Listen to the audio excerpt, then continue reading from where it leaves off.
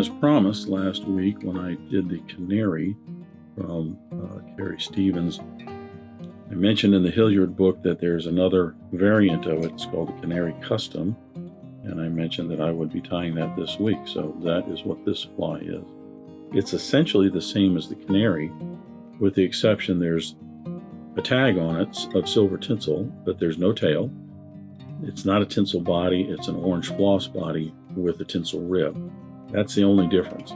Same belly, same throat, same wing structure and cheeks and everything, and even the head. But this is the Canary Custom. I haven't found out much about it. There's nothing in the Hilliard book in terms of why there is a custom version. So I don't know exactly if this was a standard fly that she tied or one somebody asked for and she liked it. Other people's, liked it. So it was just a variant or what the history behind it was. This is the Canary Custom, and I'll get started tying.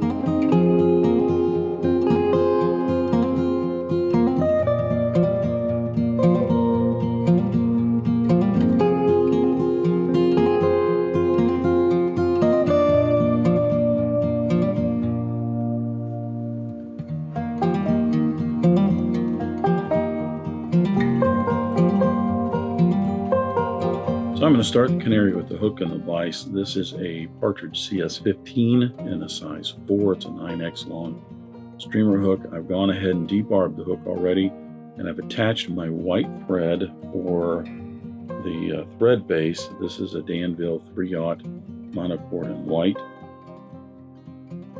All of these flies have a thread base, and this particular one has a body of orange floss. So I don't want to have a dark thread on there to darken it up, but the thread base just helps the materials. There is a tag on this, no tail. The body is the orange floss, and then there's a tinsel rib. For the tinsel, I'm using a Danville silver and gold Mylar tinsel in a size 10. I'm going to go ahead and attach that on the rear portion here. I've advanced my thread, like I said, down the hook shank to cover the hook shank right where I want to tie in that tinsel or the tag. I'm going to tie that in with the gold side up. I'm going to advance my thread down and touching turns, giving me a nice smooth underbody here to just past the point of the hook, usually about between the point and the barb. That will be the end of the body as a whole. Bring my thread back up to my tie-in spot, and then I will attach the floss. I'm using a Danville 4-strand Rayon in orange for the floss body on this. I'm going to tie this in so that the tag of this goes about halfway up the body. I'm not concerned about a really smooth underbody on this. If I were doing this as a presentation fly or something, I'd probably have that all the way up at the end there. So I wouldn't have that little tiny bump there at the end of that floss, but this is going to be a fishing fly, so I'm not concerned. A little wax on my thread. I'm going to advance my thread up to the end of the body, trapping in that floss for the body here.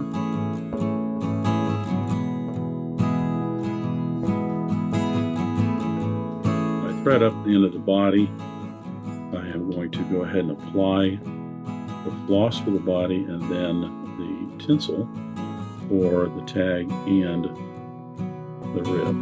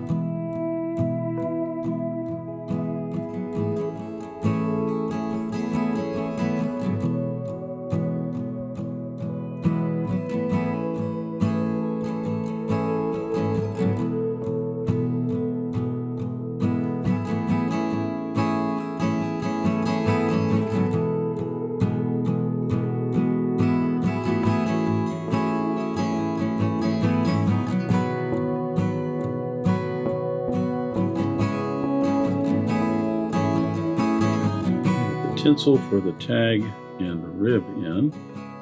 I can trim that away. The Canary Custom has a orange, it's a black head with orange bands just like the Canary. So at this point I'm going to attach my orange thread. It's a Danville 70 Denier in orange. The rest of the Canary is pretty much the same. I should say the Custom Canary is the same as the regular Canary. So if you've seen that part already for the underbelly, the throat, and the wing, this is the only difference in the Custom version, or variant I should say, and the regular Canary. There is a belly of yellow bucktail. Now, a little different in this video. If you watch the video for the Canary, I stacked the bucktail in that. I generally don't do that for a lot of these flies because I like the tapered look a little bit better. But I wanted to do it at least one time. Some people prefer that nice, clean, stacked edges on their flies. So I did it in the other Canary video that came out last week, if you want to see that one. But this one I did not. That way you can compare apples to oranges and do whatever it is you like for the throats on these. I think traditionally they were not stacked. I could be wrong. Or some of them were and some weren't. That I do not know.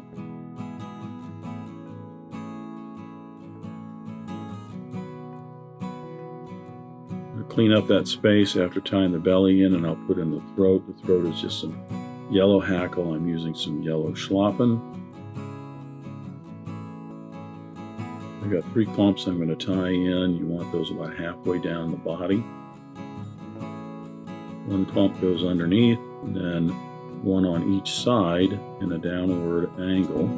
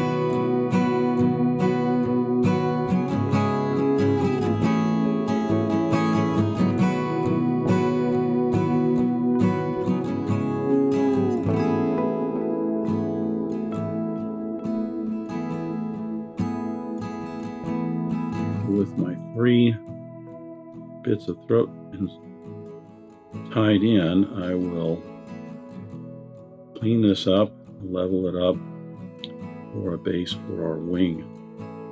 As I said, the wing on this version of the Canary is the same as the regular Canary. It's 6 yellow hackles. There's 3 on each side, and just a cheek of jungle cock.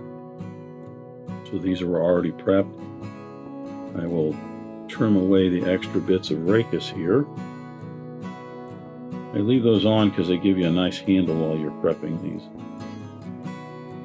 I'll just have a little nub there where I can tie that in on the top and side of the head space here. I want that to just go down right along the flank of the hook shank. You can, at this point, if needed, use your thumbnail and kind of scooch those around a little bit. Get them in the position you want. Secure it in. I'll now tie in the other side of the wing.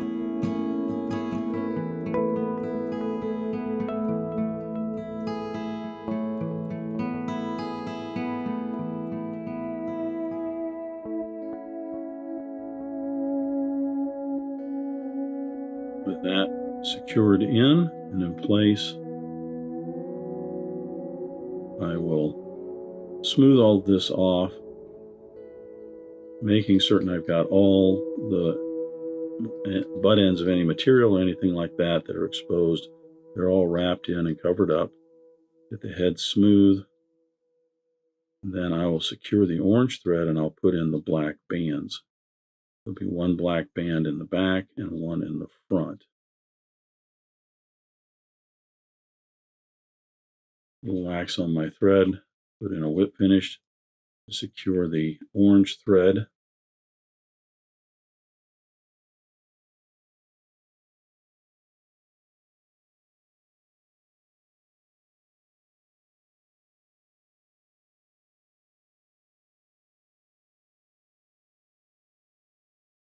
Black thread is a Danville 70 Denier in black.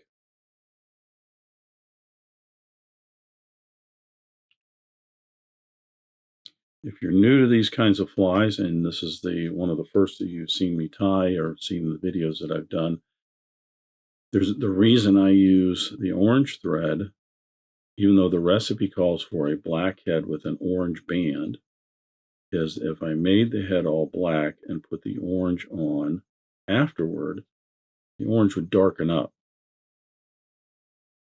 You always want to have your darker colors on top of your lighter colors, because the darker colors tend to darken up and or discolor the lighter colors on top of them. So in this case, I have the orange thread in as the base of the head, and I put the black bands in. Then the orange doesn't get darker. A number of these flies that I've done where the heads are that way, some of them have a red band in them, some of them have red, white, and blue. For a few patriotic flies she did, then I would start with a white on the red, white, and blue would be a white base, and then you would have your red and your blue on top of that.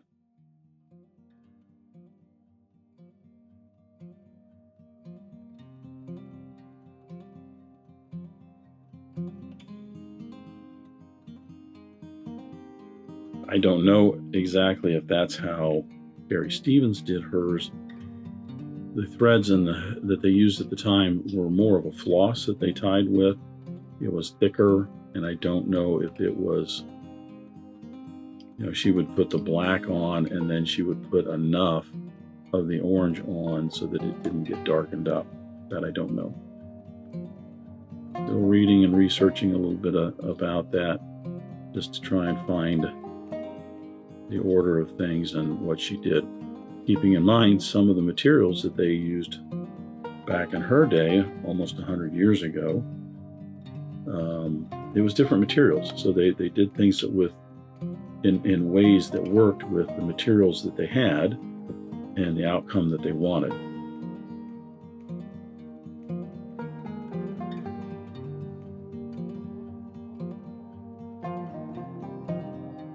So whip finish to secure the black thread up front, and the two black bands are done.